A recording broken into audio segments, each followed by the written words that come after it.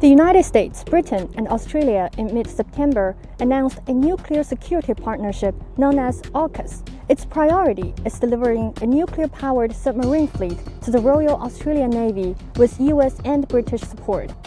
In a recent interview with Xinhua, Mark Fitzpatrick, a nuclear policy expert and former US State Department official, warned the nuclear-powered submarine deal sets a bad precedent for the non-proliferation regime and could have an impact on the arms race in the region.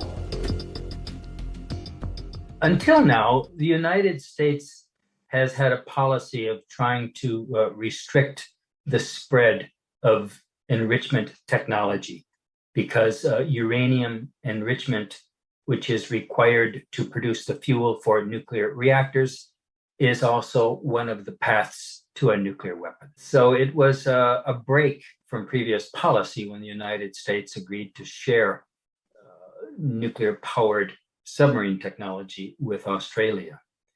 And the concern of people like me who are non-proliferation specialists is that this sets a bad precedent for other countries to also say they need to produce enriched uranium for naval propulsion. I think one could say this, yes, the NPT does allow for enriched uranium to be taken out of safeguards if it is for naval propulsion. It's never been done before by any other non-nuclear armed state.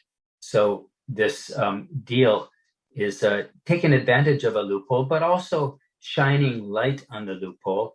And now many thoughtful scholars are looking at this and saying this loophole needs to be fixed. Well, I think there are two possible ways that this deal can impact so-called arms racing the most. And when one side of a power balance increases its power, the other side often takes corresponding steps of its own. The second way, though, that it could have an impact on arms racing is that already South Korean politicians are talking again about wanting a nuclear-powered submarine of their own.